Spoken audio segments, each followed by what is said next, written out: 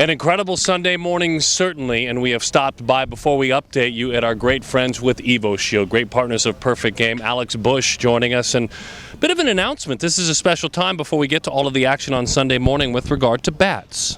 It is. So we've just released our wood bats. They're available on the 28th online, so you can check out evoshield.com to see those. We've partnered with David Chandler at Chandler Bats. They make the best bats in the game. So we've made this partnership because we make the best protective gear. It just makes sense. It's a good partnership. All right. So what happens Sunday morning on the diamond? We'll find out. Here's Vice President of Player Personnel, David Ronsley. Thank you, Darren. It's about 2 o'clock Sunday afternoon here in Jupiter. We have one round of pool play games still going on. There's a lot of high-pressure baseball being played right now. We have 9 teams in the playoffs. I'm going to touch on them real quickly before we get into some individual player performances from this morning. First, we'll visit Upset City, where the Midwest War Ducks, which is a team comprised of mostly kids from North Texas, Oklahoma, beat the Cardinal Scout team, FTB Mizuno, this morning 2-1 to get the playoff spot in that pool. Very well played game from what I'm told by a number of people. Key blow in the game, a home run by Francisco De Jesus, a TCU signee for the War Ducks, and a big effort on the mound from right-hander B.J. Myers. Went 6 innings. We haven't seen a lot of B.J. He missed most of summer with an injury. He's committed to go to West Virginia, and he is truly a pitcher. He mixed it up a lot. He got up into the upper 80s, but his pitch distribution, 27 fastballs, 36 breaking balls, 24 changeups, and he was able to keep the big, strong FTB lineup off the bases, keep them behind in the count and such, and just a great effort from the War Ducks. The other 8 teams that are in the playoffs real quick, so right at this moment, Score International, the Florida Burn, Reds Midwest Scout Team, Chicago Scout Association, Garcia Parra Baseball Group Marucci, Houston Banditos, Marlins Scout Team, and Orlando PG Purple. And we still got, about 8 more playoff berths still to be determined right now. Okay, some of the best performances by players. This morning over on the Marlins complex, it was home run derby time. You haven't heard too much talk about home runs so far. We had 3 grand slams on one field in a 5-inning period. That's right, 3 grand slams on one field at Marlins 5 in a 5-inning period. First one was off the bat of Texas Sun Devils outfielder Jamal Howard, and it's what every kid dreams of, a walk-off grand slam. And Jamal Howard, we've been watching him very closely this week. He's a 6'3", 210-pound outfielder from Alabama. He looks like he should be going to Alabama to play football, maybe a strong safety or something. He's actually going to Alabama to play baseball, but a very impressive young hitter, and power is obviously a big part of his game. Next game comes up, and we have Chandler Baseball. Shane Bennis. I think we've talked about Shane Bennis earlier in this week. I've probably watched him about 5 at-bats over the last couple days. Outstanding bat speed, ball explodes off his bat. And one thing I found out about Shane is he hits breaking balls and off-speed stuff, changeups right now, better than he hits fastballs. And he got a curveball in his wheelhouse today. Grand slam for Shane Bennis. And then that game later in the game, Colton Shaver, a big, strong catcher from Utah, also in the Chandler lineup, comes up. Another grand slam, left center field, obvious off the bat ball. So big home run derby time at Marlins 5. Over on the other field on Marlins 6, right about the same time, Chris Betts, a 2015 catcher from California, one of the best catchers in the junior class. He goes yard with a 3-run homer over the scoreboard in right field into a stiff wind. So if you liked home runs, Marlins was the place to be this morning. Hey, moving on to some pitchers, the Velocity of the Morning Award goes to a young man from Royal Scout Team in Clarksville, Tennessee, Donnie Everett.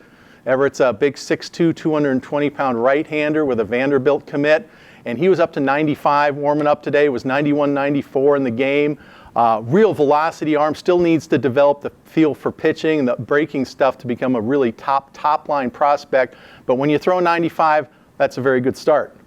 And it was a good morning for Vanderbilt overall. Over on Marlins 6, I was there watching Brandon Spagnuolo from Massapequa, New York. Thank you, Massapequa, New York. Pitching for the Syracuse Sports Zone Chiefs.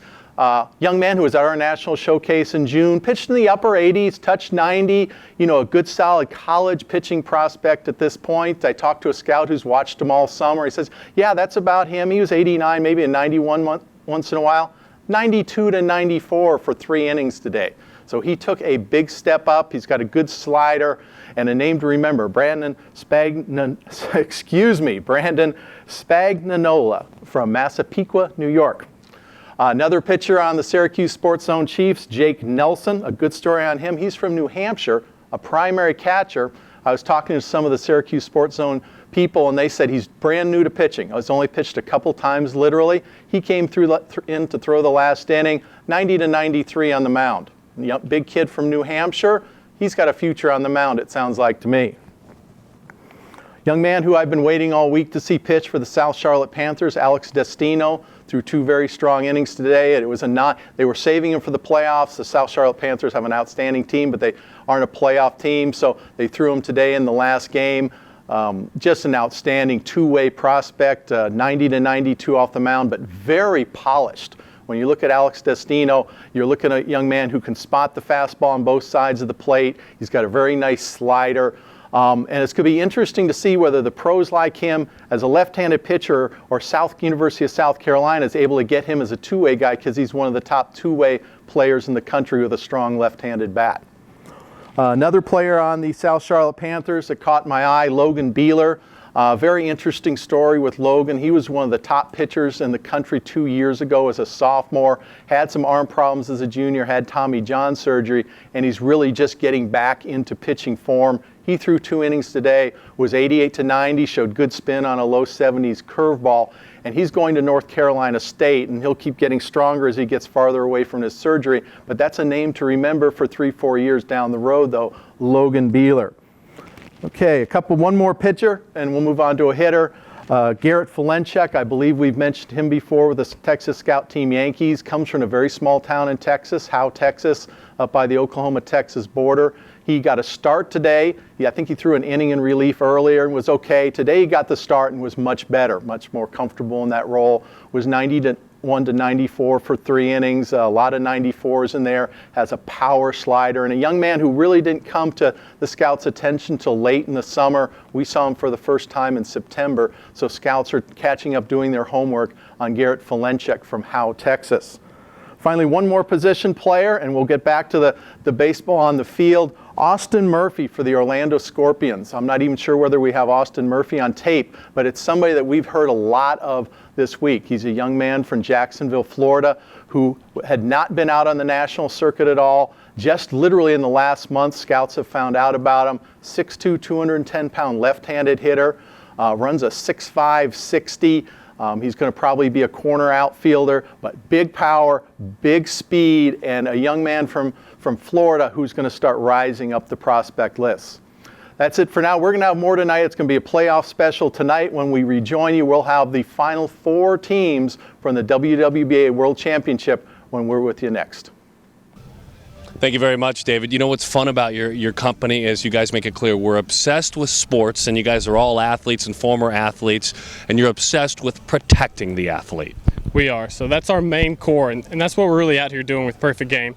These are the elite athletes in the country, and since we make this elite product that's going to protect them the best, they're our core market, and that's why this partnership's so great, because we're athletes ourselves and we make the best gear, and that's why they like us and we like this partnership. You know what's fun for me before we wrap this is we know how successful you guys are in the baseball world, the football world, hockey, but now it's outdoors, it's hunting, it's lacrosse, it's soccer, expanding.